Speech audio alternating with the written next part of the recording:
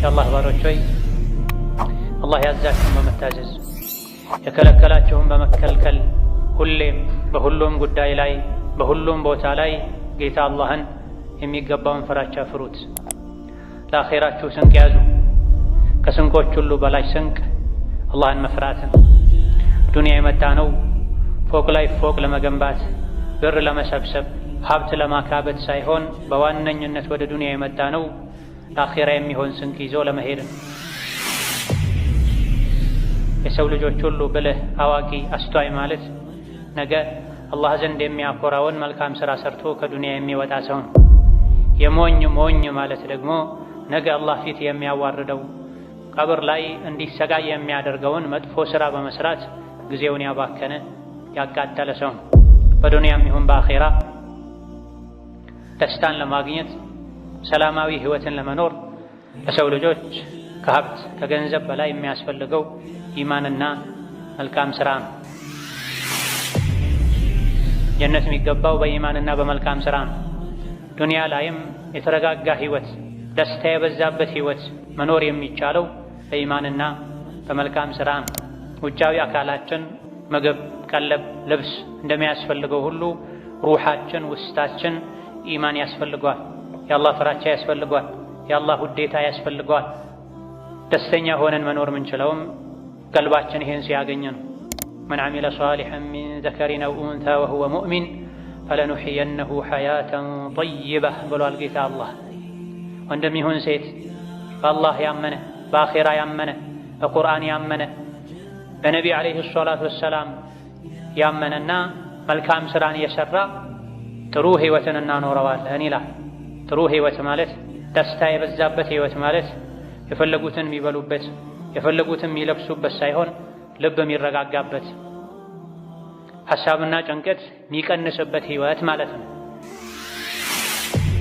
ዱንያ ላይ እስካሉ ድረስ ሐሳብ ጭንቀት የማይቀር ቢሆንም ነገር ግን ኢማንና መልካም ሥራ በበዛ ቁጥር ሐሳብና ጭንቀት ይቀንሳል። ተረጋግቶ መኖር ይቻላል። ነገረ ሥራን ጉዳይን ሁሉ ለአላህ መስጠት ይቻላል። ይህ የሚገኘው በኢማንና በመልካም ሥራ ነው። ዱንያ የመጣ ነው በዋነኝነት ይሄን ለማሳካትም። ለዚህ ነው ደፋ ቀና ልንል የሚገባው።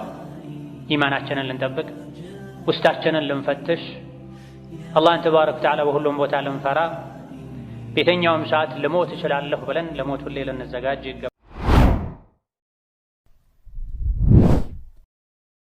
ኢነል ሐምደሊላህ ነሕመዱሁ ወነስተዒኑሁ ወነስተግፊሩህ ونعوذ بالله من شرور أنفسنا ومن سيئات أعمالنا من يهده الله فلا مضل له ومن يضلل فلا هادي له وأشهد أن لا إله إلا الله وحده لا شريك له وأشهد أن محمدا عبده ورسوله يا أيها الذين آمنوا اتقوا الله حق تقاته ولا تموتن إلا وأنتم مسلمون يا أيها الناس اتقوا ربكم الذي خلقكم من نفس واحدة وخلق منها زوجها وبث منهما رجالا كثيرا ونساء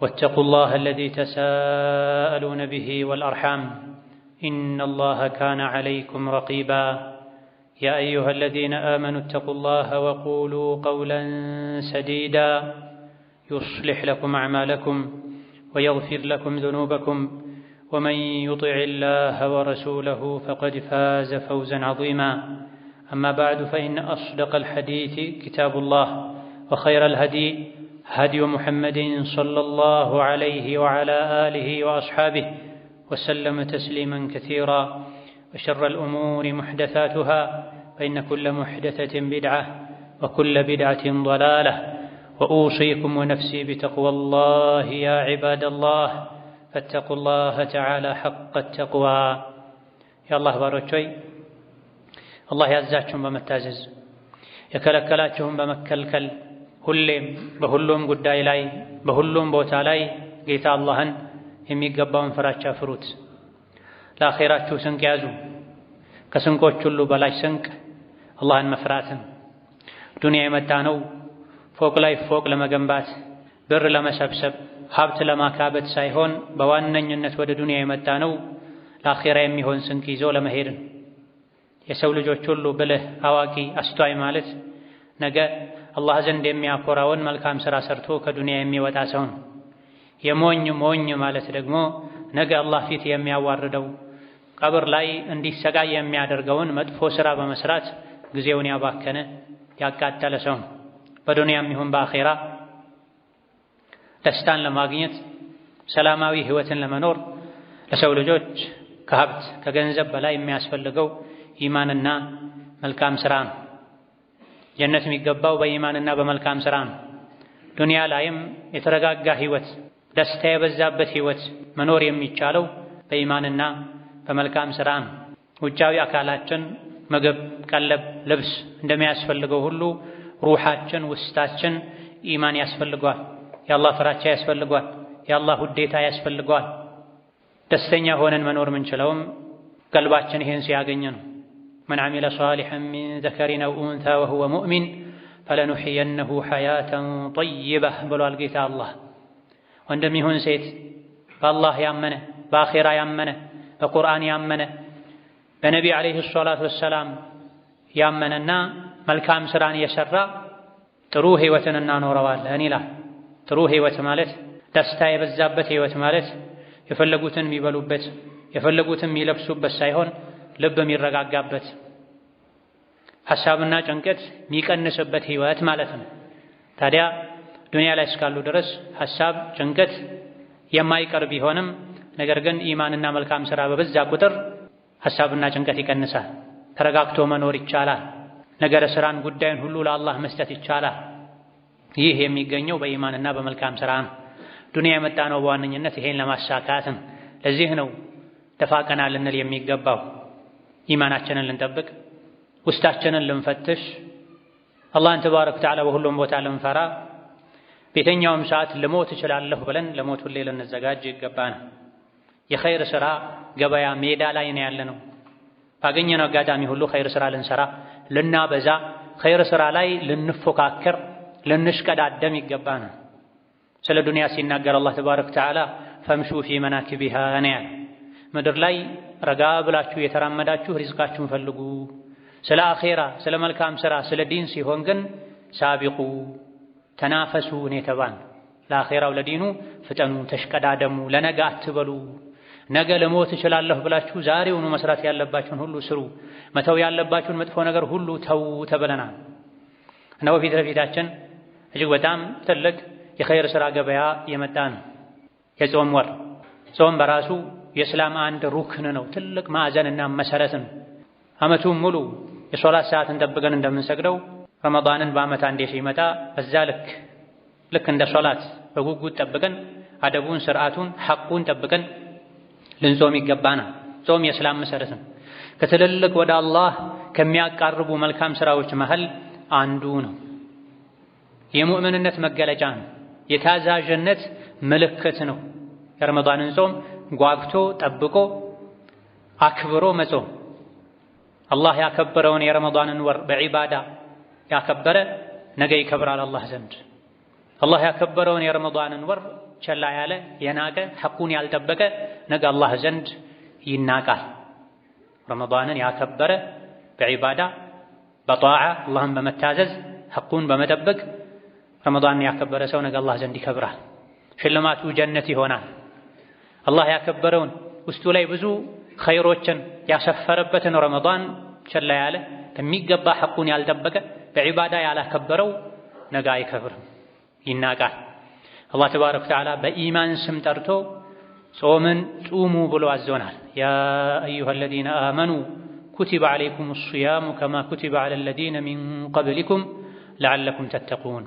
ጥሪው በኢማን ስም ነው የተደረገው። እናንተ አማኞች ሆይ ጾም እናንተ ላይ ግዴታ ተደርጓል፣ ጹሙ የአላህን ፍራቻ ታገኙ ዘንድ ብሏል። ጾም ትልቅ ዓላማ አለው። ከጾም ዓላማ አንዱ የአላህን ፍራቻ መማር ነው። አድርጉ ያለንን ማድረግን፣ ተው ያለንን መተውን ምንማርበት ነው። ካመንበት ከፈለግነው አላህ የከለከለንን መከልከል ያዘዘንን መታዘዝ ቀላል እንደሆነም ማሳያ ነው ረመዳን። አላህ ተባረከ ወተዓላ ይሄን ህግ ጥሪ ሰምተው አክብረው በታዘዙት መሰረት ለጾሙ ሰዎችም ያዘጋጀው ሽልማት አለ። ኩሉ ዐመል ኢብኒ አደመ ለሁ ኢለ ሶውም ፈኢነሁ ሊ ወአና አጅዚ ቢሂ ብሏል አላህ ተባረከ ወተዓላ። የሰው ልጅ የሠራው ሥራ ሁሉ ተባዝቶ ዋጋው ይከፈለዋል፣ መጠኑ ይታወቃል። አንዱ መልካም ሥራ በ10 ይባዛለታል፣ እስከ 700 እጥፍም ሊሄድ ይችላል። ጾም ሲቀር ጾም የኔ ነው የጾምን ምንዳ የማውቀው እኔ ነኝ ብሏል አላህ ተባረከ ወተዓላ። ጾመኛ ለአላህ ብሎ ምግብ መጠጥን በመተው ምክንያት የሆዱን ባዶ መሆን ተከትሎ የአፉ ሽታ መቀየሩ ለሰዎች ሊከረፋ የሚችል ሊሸት የሚችል የአፍ ሽታ አላህ ዘንድ ከሚስክ ሽቶ የበለጠ ቦታ አለው። ምክንያቱም አተሩን ሚን አታሪ ጣዓም አላህን የመታዘዝ ውጤት ስለሆነ ሰዎች የጾመኛን የአፍ ሽታ ቢጠሉትም አላህ ዘንድ ግን ትልቅ ቦታ አለው፣ ተወዳጅ ነው ተብሏል። የትዕግስት ውጤት ነው። ነፍስያው ምግብ የጠየቀችው መጠጥ የጠየቀችው አላህ ከልክሏል፣ በዚህ ወር በቀኑ ክፍለ ጊዜ አይበላም ብሎ ታግሶ ከምግብ መራቁ ለአላህ ብሎ የመታገስ የታዛዥነት ምልክት ነው። ታጋሽ ደግሞ ምንዳውን የሚያገኘው ያለ ቁጥር ስፍር ነው። ኢነማ ይወፋ ሷቢሩነ አጅረሁም ቢገይሪ ሒሳብ ተብሎ የታዘዙትን ማድረግ ላይ የተከለከሉትን ከማድረግ መታቀብ ላይ የአላህን ውሳኔ ወዶ መቀበል ላይ የሚታገሱ የሚጸኑ ምንዳቸውን የሚያገኙት ያለ ቁጥር ስፍር ነው ተብሏል። በዚህ ልክ ትልቅ ቦታ ያለው ጾምን በእውቀት ልንጾመው ይገባል። ግንዛቤ ሊኖረን ይገባል። በተደጋጋሚ የምንጾመው ጾም አላህ ዘንድ ተባረከ ወተዓላ ከፍ ያለ ደረጃን ያሰጠን ዘንድ አሕካሞቹን ማወቅ አለብን፣ ህግጋቶቹን ማወቅ አለብን። እያንዳንዱ ሙስሊም ሊያውቃቸው የሚገቡ የጾም አሕካሞች አሉ፣ ብይኖች አሉ። እንዲሁ ከምግብ መታቀብ ብቻ ሳይሆን ጾምን የሚያበላሹ ነገሮች ምንድናቸው? ጾመኛ ምን ማድረግ ይጠበቅበታል? ከምን መራቅ ይጠበቅበታል? ወዘተ የሚሉ በተለይ በየዘመኑ የሚከሰቱ አዳዲስ ነገሮችም አሉ ከጾም ጋር ከጾም መፍረስ ጋር ግንኙነት ያላቸው። እነዚህን ማወቅ ይኖርብናል፣ መማር ይኖርብናል፣ ማንበብ መጠየቅ ይኖርብናል።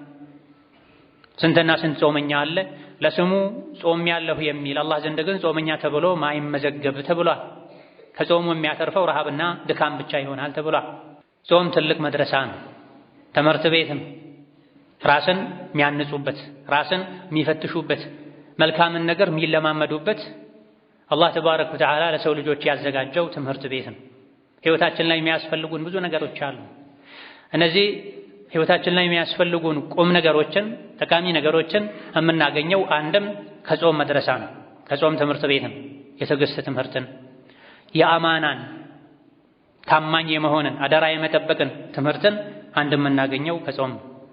አላህ ያየኛል፣ አላህ ይሰማኛል፣ አላህ ይከታተለኛል፣ ካጠፋው ይቀጣኛል፣ ጥሩ ከሰራሁ ይሸልመኛል የሚል ስሜት ከውስጣችን መጥፋት የለበትም።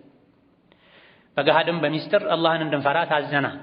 አላህን የመፍራት አንዱ መገለጫ የተከለከሉትን መከልከል ነው። በጾም ምድር ምግብ መብላት፣ መጠጣት፣ ጾም የሚያፈርሱ ነገሮችን ማድረግ ክልክል ነው። አላህ ያየኛል ብሎ ስለሚያምን ነው ሙስሊም ቀኑን ሙሉ ጾምን ከሚያበላሹ ነገሮች ታቅቦ መዋል የሚችለው።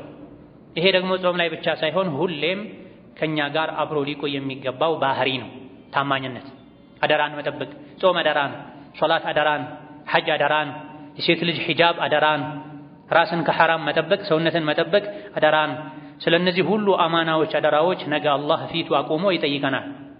የረመዳንን ጾም እንድትጾሙ ታዛችሁ ነበር፣ በአግባቡ ጾማችኋል ወይ የሚል ጥያቄ ይመጣል። ላይ ላዩን ጾመኛ የሚመስሉ ተደብቀው የሚበሉ ሰዎች ሊኖሩ ይችላሉ። አማናን አጉድለዋል ማለት ነው። ታዲያ ረመዳን ላይ ብቻ ሳይሆን አማናን መጠበቅ ያለብን ሁሌም ምን ጊዜ የሰው ልጅ የተሰጠውን አደራ በአግባቡ መወጣት አለበት። አላህ ተባረከ ወተዓላ ከኛ የሚፈልገው ሁሌም ሁሉም ቦታ ላይ እሱን እንድንፈራ ነው። ይሄን ልምድ እንድናካብት ነው። በዚህ የተካነን እንድንሆን መስጂድ ስንሆን ብቻ ሳይሆን ፊት ለፊታችን ሰው ሲኖር ብቻ ሳይሆን ማንኛውም ቦታ ላይ ድቅድቅ ጨለማ ውስጥ እንኳ ብንሆን አላህ ከኔ ጋር ነው፣ ጌታዬ ያየኛል፣ ይሰማኛል፣ እሱን ማስቆጣት የለብኝም እንድንል ይፈለጋልና ረመዳን ይሄን ያስተምረናል። ውስጣችን ላይ የኸይር ፍላጎት እንዲኖር፣ ውስጣችን ላይ የመጥፎ ነገር ጥላቻ እንዲኖር፣ መጥፎ ነገር እንድንጠላ እንድንጸየፍ ያደርገናል። ልባችን አደብ እንዲገዛ፣ ረጋ እንዲል፣ ሰከን እንዲል ያደርጋል። ለመልካም ነገር እንድንነሳሳ፣ እርስ በርስ እንድንተዛዘን ረመዳን ያደርገናል። ለዚህ ነው ረመዳን ላይ ኸይር ስራ የሚሰሩ ሰዎች የሚበዙት የሚያበሉ፣ የሚያስፈጥሩ፣ የሚረዱ፣ ዘካ ሰደቃ የሚሰጡ ሰዎች ይበዛል። ይህ ዓመቱን ሙሉ እድሜ ልካችን እንዲቀጥል ይፈለጋል። ረመዳን ላይ መጠኑ ሊጨምር ይችላል። ነገር ግን ከረመዳን ውጭ የ11ዱን ወር እጃችን ሰብስበን ንፍግ ሆነን ስስታም ሆነን የተራበን ሳናበላ መቆየት የለብንም። ሁሌም ማብላት፣ ሁሌም ማጠጣት እንዳቅማችን፣ ሁሌም ኸይር ስራ መስራት ከኛ ይጠበቃልና ረመዳን ይበልጥ ይሄን ያስተምረናል። ቀላል መሆኑን በተግባር እናያለን። ረመዳን ላይ ከረመዳን የወሰድነው ትምህርት ስልጠና 11ዱን ወር ሙሉ እድሜ ልካችን እንዲቀጥል ይፈለጋል። ትምህርት ቤት እስካለን ብቻ አይደለም አዋቂ መሆንና መምሰል ያለብን። ከትምህርት ቤት የወሰድነውን ቀሪ ህይወታችን ላይም መተግበር ይጠበቅብናል። ወከዛሊክ ረመዳን ጾም ከነፍስ ጋር መታገልን፣ ከነፍስ ጋር ጂሃድ ማድረግን ያስተምረናል። ስሜትን መቆጣጠርን፣ ነፍስያን አደብ ማስያዝን ያስተምረናል። ትልቁ ጂሃድ የነፍስ ጂሃድ ነው ተብሏል። ሰው ነፍሱን ካላሸነፈ ጦር ሜዳ ለጂሃድ ቢወጣም ይሸነፋል። የሰው ልጅ ነፍሱን ሲያሸንፍ ነው በሶላት ሰዓት ሁሉን ነገር ትቶ ሄዶ መስገድ የሚችለው። ምግብ ያማረው መብላት ማይቻልበት ሰዓት ላይ ከመብላት የሚታቀበው ነፍስያውን ሲያሸንፍ ነው። ማይፈቀድለትን ሐራም እይታ ከማየት የሚታቀበው ነፍሱን ሲያሸንፍ ነው። ነፍስን ማሸነፍ ከባድ ነው። ጠላትን ማሸነፍ ይቻላል። ብዙ ነገሮች ላይ ድል መቀዳጀት ይቻላል። ነፍስ ላይ ግን ድል ማድረግ የትልቅነት ምልክት ነው። ነፍሱን ያሸነፈ ጀሃነምን በሰላም መሻገር ይችላል። ነፍሱን ያላሸነፈ ነው የጀሃነም ድልድይ ላይ መሻገር አቅቶት የሚወድቀው። ወአማ መን ኻፈ መቃመ ረቢሂ ወነሀ ነፍሰ ዐኒል ሀዋ ፈኢነል ጀነተ ሂየል ማእዋ የተባለው ለዚህ በጌታው ፊት መቆምን የፈራ የሰጋ፣ በዚህም ምክንያት ነፍሱን ፍላጎቷን የከለከላት አስሮ የያዛት የእሱ መኖሪያ ጀነት ናት ብሏል አላህ ተባረከ ወተዓላ። ስሜትን ማሸነፍ፣ ነፍስያን ማሸነፍ ውጤቱ ጀነት፣ በነፍስያ መሸነፍ ደግሞ ውጤቱ ጀሃነም መግባት። ጾም ራስን ማሸነፍ፣ ራስን መቆጣጠር፣ መጥፎን ነገር ለአላህ ብሎ መተው፣ ጥሩን ነገር ለአላህ ብሎ ማድረግ ስላለበት ነው አላህ ተባረከ ወተዓላ ጾምን ከሌሎች ዒባዳዎች ሁሉ ለይቶ ጾም የኔ ነው ያለው። ሁሉም ዒባዳዎች እኮ የአላህ ናቸው። ታዲያ ለምን ጾም የኔ ነው ብሎ አላህ ወደሱ አስጠጋው? ለክብር ነው። በይቱላህ ይባላል፣ መስጂድ የአላህ ቤት ነው ይባላል። ምድር በሙሉ የአላህ ቤት ከመሆኑ ጋር፣ ምድር በሙሉ የአላህ ፍጡር ከመሆኑ ጋር መስጂድ የአላህ ቤት ነው ይባላል። ካዕባ የአላህ ቤት ነው ይባላል። ለምንድን ነው እነዚህ ነጥሎ ወደሱ ያስጠጋው? ክብራቸውን ለመግለጽ ነው። የጾምን ዒባዳም ከሌሎች ዒባዳዎች አላህ ለይቶ ወደሱ ያስጠጋው አስሰውሙ ሊ፣ ጾም የኔ ነው የኔ ብቻ ነው አላህ ያለው ለምንድን ነው? የጾምን ደረጃ ለመግለጽና በትክክልም ከሌሎች ዒባዳዎች ለየት ባለ መልኩ ጾም ብዙ ነገሮችን ስለሚያስተው ነው። ለዚህም ነው ሐዲሱ ላይ አላህ ምን ብሏል? ሐዲስ አልቁድሲ ላይ የደሩ ጠዓመሁ ወሸራበሁ ወሸህወተሁ ሚን አጅሊ ብሏል። ጾመኛን ለኔ ብሎ ምግብን ይተዋል፣ መጠጥን ይተዋል፣ ጾታዊ ፍላጎቱን ይተዋል። ስለዚህ ይሄን ሁሉ ለኔ ብሎ በመተው የሱን ምንዳ መመነዳው መጠኑንም የማውቀው እኔ ብቻ ነኝ ብሏል አላህ ተባረከ ወተዓላ። ሌላ መልካም ሰሪዎች የመልካም ስራቸው ምንዳ እየተቆጠረ ነው የሚሰጣቸው። ትክክለኛን ጾም የጾመ ሰው ምንዳ ግን እየታፈሰ ነው የሚሰጠው፣ አይቆጠርም ተብሏል። ለምንድን ነው ይሄ ሆነው? ነፍስያን ማሸነፍ ስላለበት ነው። ስሜትን መቆጣጠር ስላለበት ነው። ጾም ጋሻ ነው። ዱንያ ላይ ከወንጀል ይከለክላል፣ አኺራ ላይ ከጀሃነም እሳት ያድናል ተብሏል። ጾመኛ ሁለት ደስታ አለው። ጾሞ ብሎ ሲያፈጥር ይደሰታል፣ አንድ ቀን አላህን ታዞ ስለዋለ። ነገ የጾሙን ምንዳ ሲያገኝም ይደሰታል ተብሏል። ድርብርብ ደስታዎች አሉበት ጾም። ዱንያም አኺራም ላይ የሚያስደስተው ጾም የቱ ነው? አላህን የሚፈራ ሰው ጾም ነው። አካላቱን ከሐራም የሚያስጾም ሰው ጾም ነው። ጾም ስርዓቶች አሉት፣ ህጎች አሉት፣ አርካኖች አሉት። እነዚህ ሲሟሉ ነው ጾሙ ዱንያም አኺራም ላይ የሚያስደስተው። እኔ ነኝ የጾመኛን ጀዛ የምከፍለው የሚለውን ማዕረግ የሚያስገኘው እንዲህ አይነቱ ጾም ነው። አደቡ ስርዓቱ የተሟላው ጾም ነው። ወይላ ጾሙ የሚቀጣ ሰው ሊኖር ይችላል። በጾም ቀልደሃል ተብሎ ከምግብ ታቅቦም አልጾምከም ተብሎ አላህ ዘንድ ሊጠየቅ ሊወቀስ ይችላል፣ ስርዓቱን በማጉደሉ ምክንያት። ከጾም አደቦች ስርዓቶች አንዱ ንያ ነው። ማንኛውም የሚጾም ሰው የተኛውንም ኸይር ስራ የሚሰራ ሰው መነየት አለበት አስቀድሞ። ነገ ከምግብ ከመጠጥ ከሌሎችም ጾም ከሚያፈርሱ ነገሮች ታቅቤ ነው የምውለው ብሎ ማታ መነየት መቻል አለበት። ያለ ንያ ዒባዳ የለም። የንያ ቦታው ደግሞ ልብ ነው። ጾም በምላስ አይነየትም፣ ሶላት በምላስ አይነየትም። ነቢይም ይሁን ዓለይሂ ሰላቱ ወሰላም ሰሓቦቻቸው ጾምን በመላሳችሁ ነወይቱ ሰውመ ገድን ያላችሁ ነይቱ፣ ሶላትን ነወይቱ አን ኡሰሊ ሶላተ ዙህር ያላችሁ ወዘተ ነይቱ አልተባለም። የንያ ቦታው ልብ ነው። በልብ ካሰቡ ከወሰኑ በቂ ነው። ባፍ የሚባል ነገር የለም። ማንኛውም ሙስሊም ነገ ጾማለሁ ካለ ጾሙ ትክክል ነው። ያን ያክል መጨነቅ መወስወስ አያስፈልግም። በማግስቱ ማታ ነይቻለሁ አልነየትኩም እያሉ ካፍ የሚወጣውን መሰረት ነው ብለው ግዴታ ነው ብለው ስለሚያምኑ ብዙ ሰዎች አልነየትኩም ብለው ቀዷ የሚያወጡ ሰዎች አሉ። የተጠራጠሩ የሚውሉ ሰዎች አሉ። ነገ ጾማለሁ ተብሎ ከታሰበ በቂ ነው። ስሑር ከተበላ በቂ ነው። እራት ሲበሉም ነገ ስለምጾም ብሎ ትንሽ ጨመር አድርጎ መብላት ንያ ነው፣ ለንያ በቂ ነው። ነገ እጾማለሁ ብሎ ታስቦ ለስሑር መዘጋጀቱ ራሱን የቻለ ንያ ነው። ተነስቶ ከተበላ አለቀ፣ ምንም ጥርጥር የለም። እንደው ስሑር ሳይበላ እንኳን አንድ ሰው ቢነጋበት ለስሑር መዘጋጀቱ ራሱ ንያ ነው። ከመግሪብ ጀምሮ እስከ ፈጅር ባለው ጊዜ ሰፊ ሰዓት ውስጥ አንድ ሰው ከነየተ ይበቃዋል። የግድ ንያው ሊነጋጋ ሲልም መሆን የለበትም።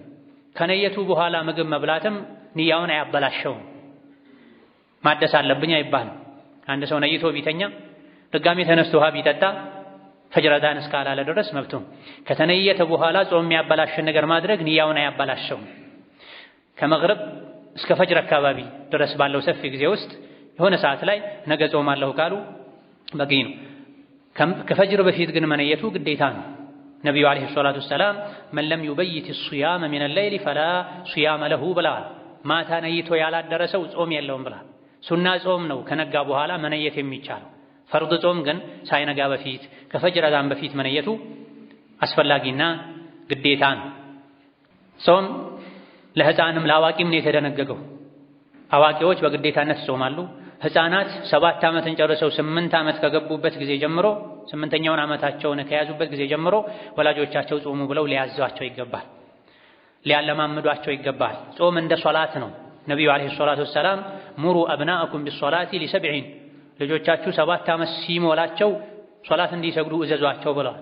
ጾምም ይሄው ላይ ነው ቅያስ የሚደረገው። ተመሳሳይ ዒባዳዎች ስለሆኑ 7 ጨርሰው ወደ 8 የገቡ ሕፃናት እንዲጾሙ መታዘዝ አለባቸው፣ መገፋፋት አለባቸው፣ መበረታታት አለባቸው። 10 ሲሞላቸው ጠንከር ተብሎ መጾም አለብህ መጾም አለብሽ መባል አለባቸው። በተለይ ሴት ልጅ 9 ዓመቷ 10ኛ ዓመቷ ላይ የወር አበባ ደም ልታይ ትችላለች፣ ግዴታም ይሆንባታል።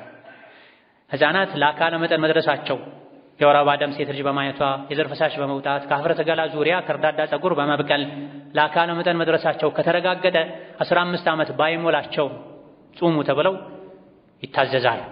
ለአካለ መጠን እስኪደርሱ ድረስ ከ8ኛው ዓመት ጀምሮ ማለማመድ ማበረታታት፣ ከደከማቸው መሐላ እንዲያፈጥሩ መፍቀድ ይቻላል። ሕፃኑም አዋቂውም የጾምን ዒባዳ ሊለማመድ በጀማዓ ቤተሰብ ተሰብስቦ ስሑር ሊበላ ተሰብስቦ ሊያፈጥር ይገባል። እነዚህና ሌሎችም ቀጥለም ጠቅሳቸው የጾም አሕካሞችን አውቀን ተገንዝበን የጾምን እንደሆነ ጾማችን ፍሬ ይኖረዋል።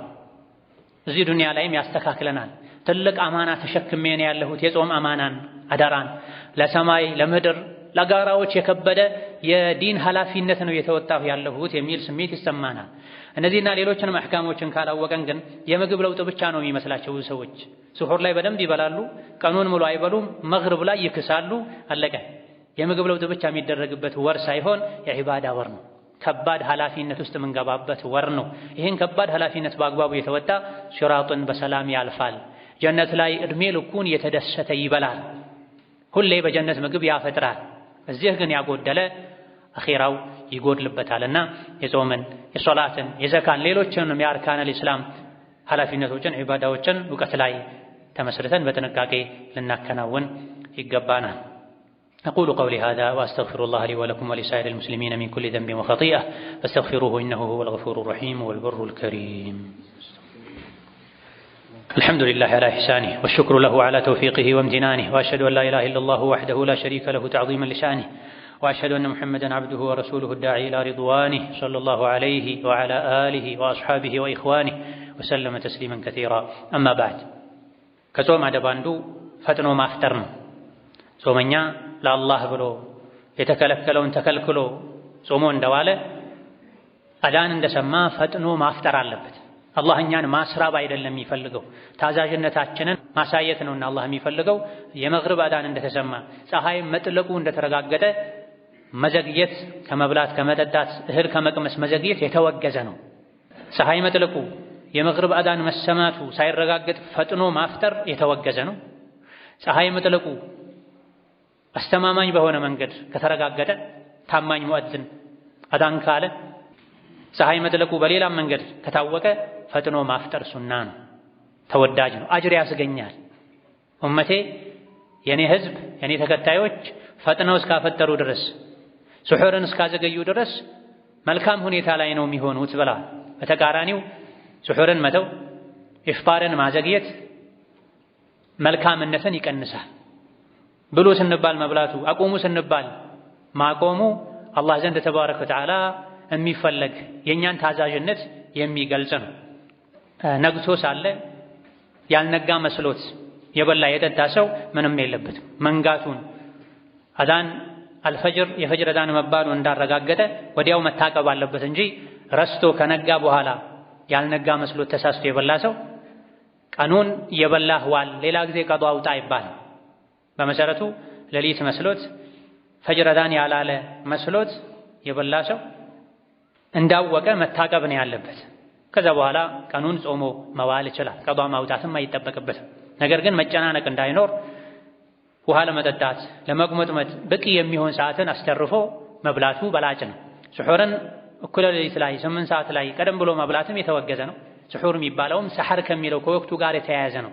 ሊነጋጋ አካባቢ ለፈጅር ሶላት ጥቂት ደቂቃዎች ለአዳን ጥቂት ደቂቃዎች እስኪቀሩ ድረስ ያለውን ሰዓት አዘግይቶ ለስሑር መጠቀሙ በላጭ ነው። ጭራሽ ስሑርን መተውም አግባብ አይደለም። በጊዜ በልቶ መተኛትም አግባብ አይደለም። ሱናው ፈጅር አዳን ሊል አካባቢ ድረስ አዘግይቶ መብላት። ታዲያ ማዘግየቱ ሱና ነው ተብሎ ከአዳን ጋር እየተናነቁ መብላቱ አግባብ ስላልሆነ አዳን ሊል የተወሰኑ ደቂቃዎች ሲቀሩት ምግብ አቆሞ ውሃ ጠጥቶ ተጉመጥምጦ መዘጋጀቱ በላጭ ነውና በዚህ መልኩ ትንሽ ቀደም ብሎ መመገቡ በላጭ ነው። አልነጋም ብሎ በልቶ ከዛ በኋላ መንጋቱን የበላው ከነጋ በኋላ መሆኑን ያወቀ ሰው ምንም የለበትም። ሌላ ጊዜ ብቻ ጥንቃቄ ማድረግ ነው ያለበት። ጾሞ ውሎ ፀሐይ የጠለቀችው መስሎት ፀሐይ ሳይጠልቅ አዳን የሰማ መስሎት አዳን ሳይሰማ የበላ ሰውስ ምን ማድረግ አለበት? በመሰረቱ ፀሐይ መጥለቁን አዳን መውጣቱን እርግጠኛ ሳይሆኑ ለመብላት መቻከሉ አግባብ አይደለም። ፈጥኖ ማፍጠር ሱና የሚሆነው ፀሐይ መጥለቁ ትክክለኛ አዳን መውጣቱ መሰማቱ ከተረጋገጠ ነው። በጥርጣሬ ማፍጠር አይገባም። አረጋግጦ አዳን የተባለ ፀሐይ የጠለቀ መስሎት የበላ ሰው ራጂሑ ምንም የለበትም። ነገር ግን በርካታ ሊቃውንት በመሰረቱ ቀኑ እንዳለ ነው የሚቆጠረው፣ ቀኑ በጥርጣሬ አልቋል ብሎ መደምደም ስለማይቻል ሌላ ጊዜ ቀዷ ማውጣት አለበት የሚሉ በርካታ ሊቃውንት ስላሉ ማፍጠር ላይ ጥንቃቄ ማድረግ ያስፈልጋል። በግምት በጥርጣሬ ማፍጠር አይገባም። የሚችለውን ሁሉ ጥንቃቄ አድርጎ ማጣራት ያለበትን ያክል አጣርቶ አዳን የሰማ መስሎት አሊያ ደግሞ ሙአድኑ ተሳስቶ ያለ ሰዓቱ ብሎ አሊያ ደግሞ አየር ተቀይሮ ሳይመሽ ፀሐይ ሳይጠልቅ የጠለቀ መስሎት የበላ ሰው ፈተቁላህ መስተጣዕቱም የቻላችሁትን ያክል አላህን ፍሩ ነውና የተባለው ምንም የለበትም።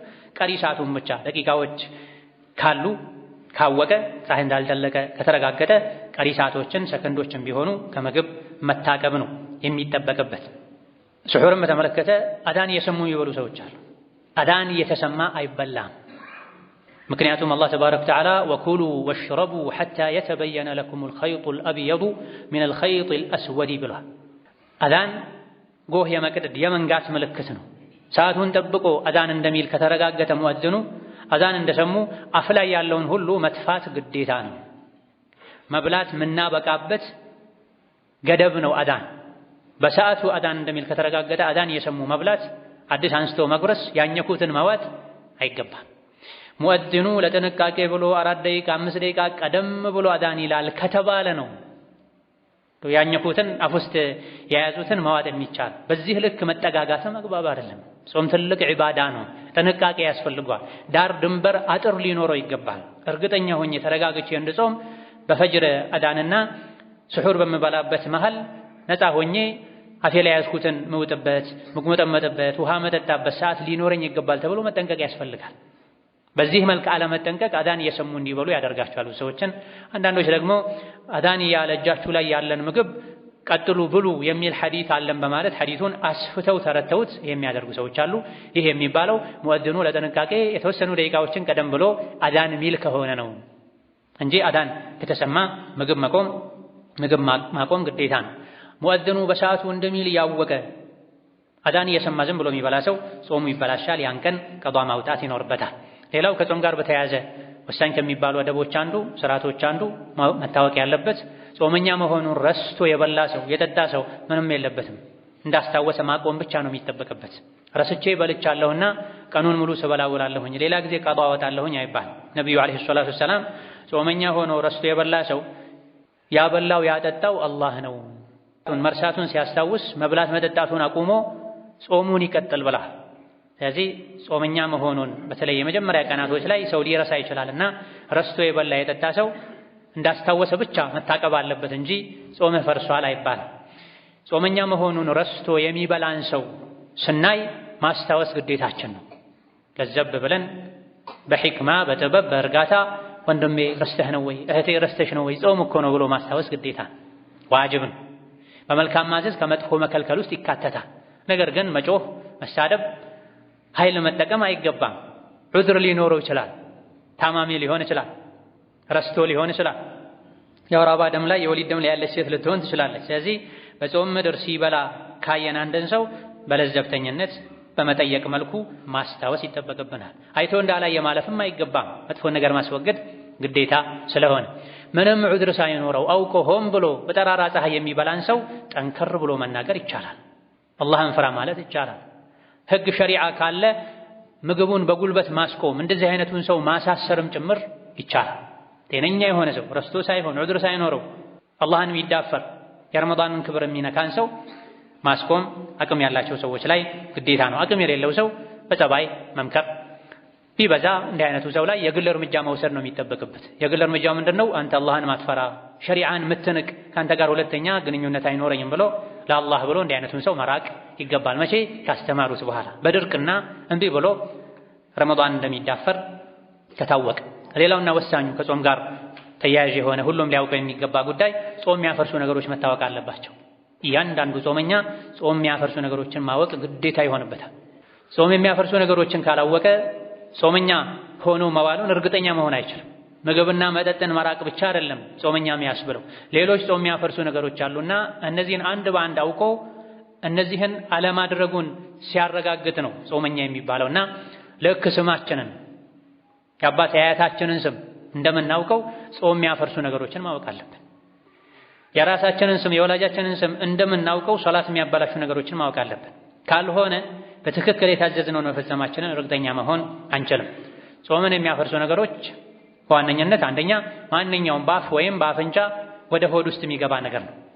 በሰገራ መውጫ በማህፀንም ወደ ሆድ ውስጥ የሚገቡ ባዕድ ነገሮች ጾምን ያፈርሳሉ።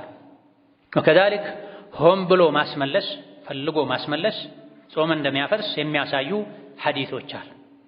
ሳይፈልገው ያለ ፍላጎቱ ያስመለሰው ሰው ምንም የለበትም። አውቆና ፈልጎ ያስመለሰ ቀዷ ያውጣ ተብሏል።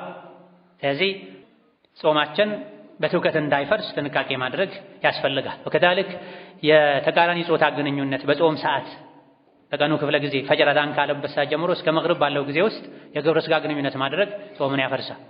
በፍላጎት ሆን ብሎ የዘር ፈሳሽን ማስወጣት ጾምን ያፈርሳል። የሰው ልጅ በተኛበት የዘር ፈሳሹ ቢወጣ ጾሙ አይፈርስም። አውቆና ፈልጎ የዘር ፈሳሽ ማስወጣት ጾም ያፈርሳል። ከዘር ፈሳሽ በፊት ያለው መዲይ የሚባለው ከተቃራኒ ጾታ ጋር በመነካካት በመታየት ስሜት የሚቀሰቅሱ ነገሮችን በማድረግ ከመኒ በፊት ያለው መዲይ እንዲወጣ ማድረግም ጾምን ያፈርሳል የሚሉ ሊቃውንት ስላሉ ስሜትን ከሚቀሰቅስ ነገር በሙሉ ጾመኛ ሊርቅ ሊታቀብ ይገባዋል። ወከዛሊክ ሴት ልጅ ጾም ላይ ሆና የወር አበባ ደሟ መፍሰስ ከጀመረ ሐይዷ ከመጣ አልያ ደግሞ የወሊድ ደም መፍሰስ ከጀመረ ጾም ይበላሻል። አላህ ይጠብቀንና ከእስልምና ወጥቻለሁ ማለት መክፈር፣ የኩፍር ቃል መናገር፣ የኩፍር ድርጊት መፈጸም ጾምን እንደሚያበላሽ ተነግሯል። እነዚህና ሌሎችን በቀጣይ ኹጥባ ምንዳሳቸው የጾም ህግጋቶችን ልናውቅ ጽፈን ልንይዝ ያልገባንን ልንጠይቅ በእውቀት ልንጾም ይገባናል። ካልሆነ ሁለቱንም እናጣለን። ዱንያ ላይም ከምግብ ከመጠጥ ታቅቦ ውሎ ደክሞ አኼራ ላይም የጾምን ምንዳ ማጣትን ያስከትላልና ዲናችንን በሚገባ ልናውቅ ለረመዳን የምናደርገው አንዱ ትልቁ ዝግጅት የእውቀት የግንዛቤ ዝግጅት እንደሆነ በማወቅ በእውቀት ልንዘጋጅ ይገባናል። አላህ ተባረከ ወተዓላ ሁላችንም በዓፊያ በአማን በሰላም ረመዳንን አግኝተው በአግባቡ ጾመው ኸይር ስራዎችን ሰርተው ጀነትን ከሚሸለሙ ባሮቹ ያደርገን። ሀገራችንን አላህ ሰላም ያደርግልን። ሀገራችንን አላህ ሰላም ያደርግልን። መንደራችንን አላህ ሰላም ያደርግልን። ቤቶቻችንን አላህ ሰላም ያደርግልን። ዓፊያን መልካም ሪዝቅን አላህ ያስፋልን። ወጣቱን አላህ ያስተካክልልን። አዛውንቶቻችንን አላህ ይጠብቅልን። ሁላችንንም ወደ ቀጥተኛው መንገድ አላህ ይምራን። ربنا آتنا في الدنيا حسنة وفي الآخرة حسنة وقنا عذاب النار. اللهم إنا نسألك فعل الخيرات وترك المنكرات وحب المساكين وأن تغفر لنا وترحمنا وإذا أردت بعبادك فتنة أن تقبضنا إليك غير مفتونين. ربنا اغفر لنا ولوالدينا ولمشايخنا ولجميع المسلمين. ربنا آتنا في الدنيا حسنة وفي الآخرة حسنة وقنا عذاب النار. آمين والحمد لله رب العالمين وصلى الله وسلم وبارك على عبده ورسوله محمد وعلى آله.